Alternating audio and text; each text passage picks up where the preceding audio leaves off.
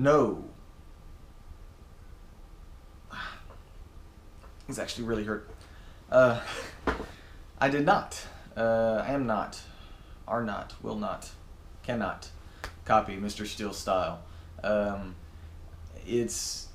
I guess this has been a long time coming. Ooh, gotta get it in when you can, right? I guess this has been a long time coming, and I did not realize how popular this channel would be, and all kind of cool, fun stuff like that. So we're gonna go through the video real quick and explain myself, even though I felt up till now that I just did not have to. Evidently now I just do. So let's do it. To do that, I'll give you a brief history lesson. History.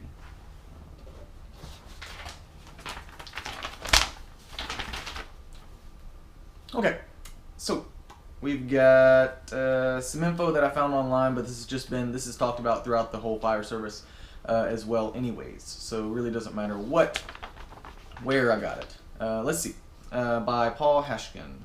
Early American firefighters had to face not only fire and the effects of heat with little or no water supply, but also the debilitating effects of smoke with nothing at all to protect them.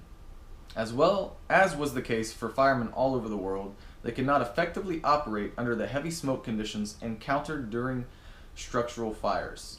And then, okay, I don't know if they're going to talk about it. No. So a lot of times back in the days, way back in the day, the bucket brigades and all that kind of fun stuff, they would take the buckets, you know, and it was before firemen were even a thing. Like there wasn't even a profession.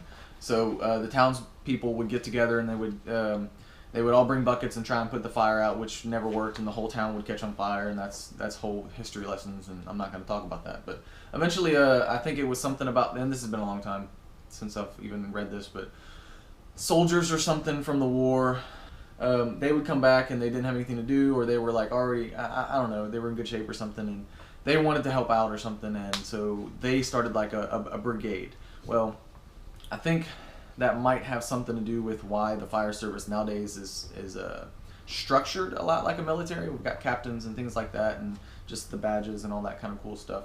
But where am I going with this? Well, they didn't do a whole lot of structural firefighting. What that means is like you're going inside the structure or anything like that for a long time, because there was just no way to do it, and fire hurts. It's like really hot, and it's like it'll kill you. What we got here is this guy explaining the history of the development of the breathing apparatus, or nowadays the SCBA, self-contained breathing apparatus. Says fire service folklore recounts the practice of firemen growing long beards and mustaches to help them breathe heavy smoke.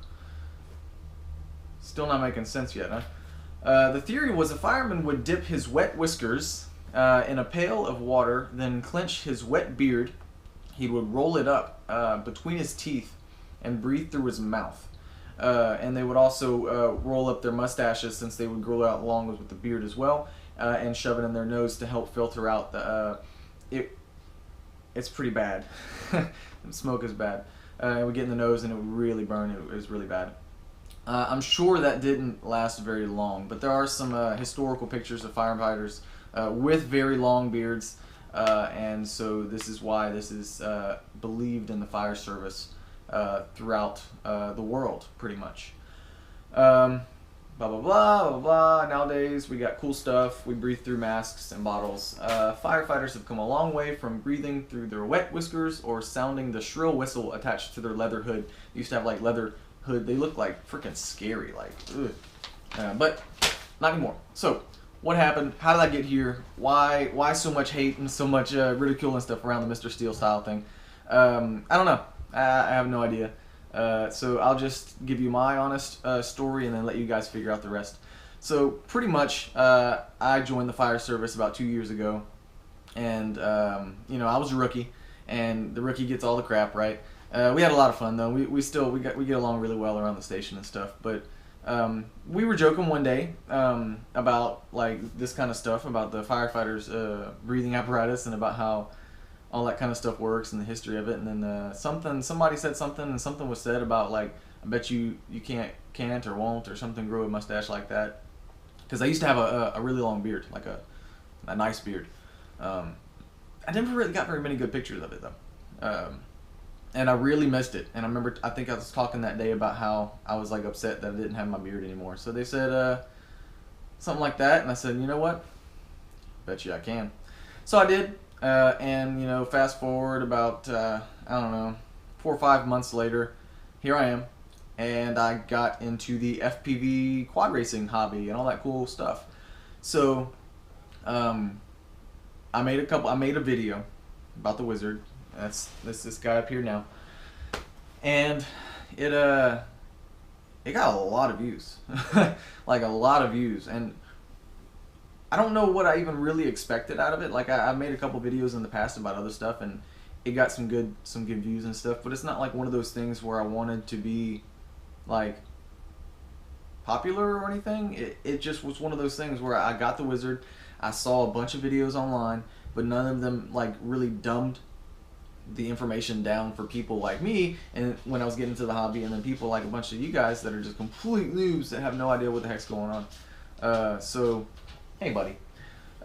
So I made that video. Well, video got popular, made another video, people started asking for videos, so I started making more videos, and then it's getting to where now I'm getting a lot more people looking at the NoobTube stuff, and I'm getting a lot of hate and a lot of comments and stuff saying that I'm stealing Mr. Steele style. And if I'm trying to look like anyone else, it's going to be like any of these other amazing guys back in history that were just fighting fires way before all the technology and stuff that we have today.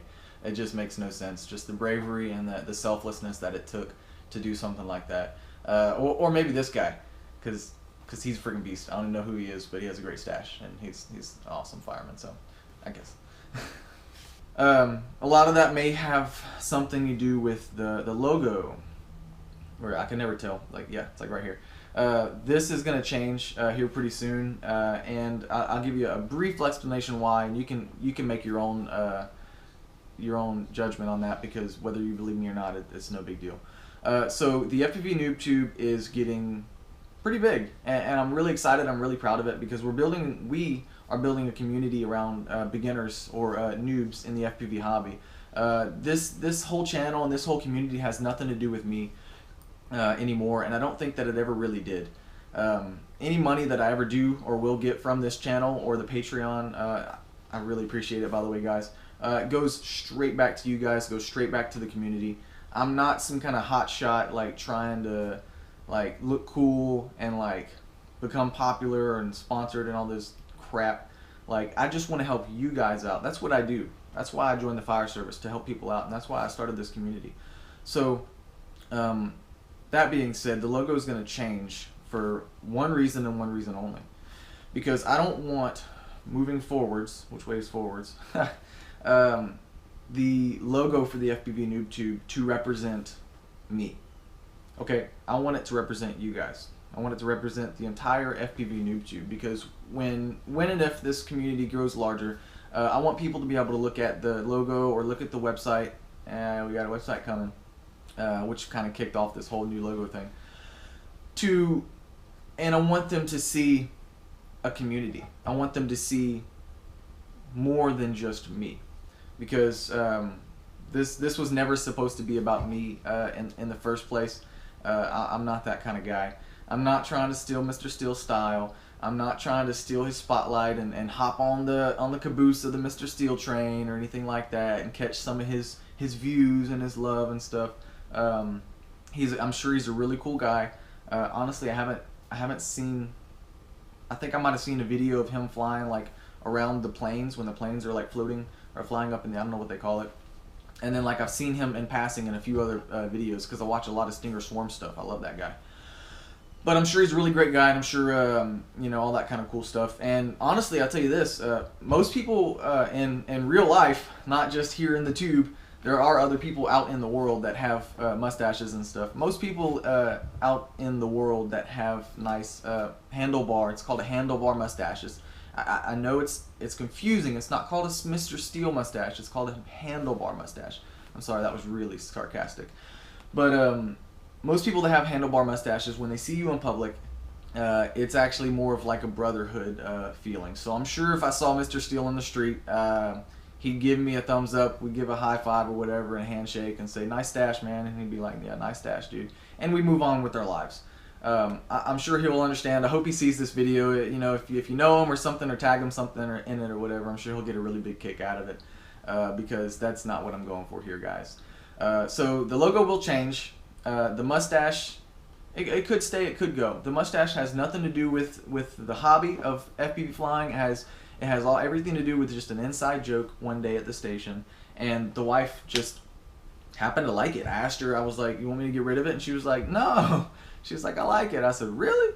You know, it's just a joke or whatever. But so that's pretty much it, guys. I don't want this to be a super long video. Just had a little bit to say about that. So anyways, make your own opinions. Ooh, got distracted. Saw a squirrel.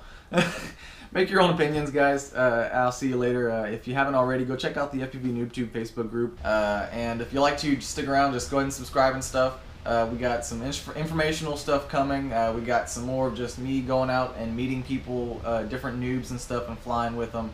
I like to meet new people and new people that are getting into the hobby and stuff, and fly with them and learn their tricks and then give them my tricks and stuff like that.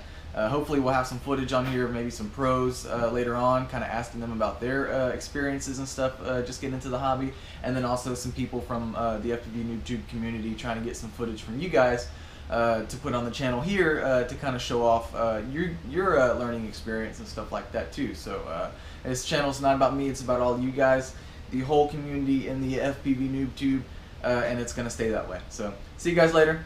Take it easy. Have fun. Bye-bye.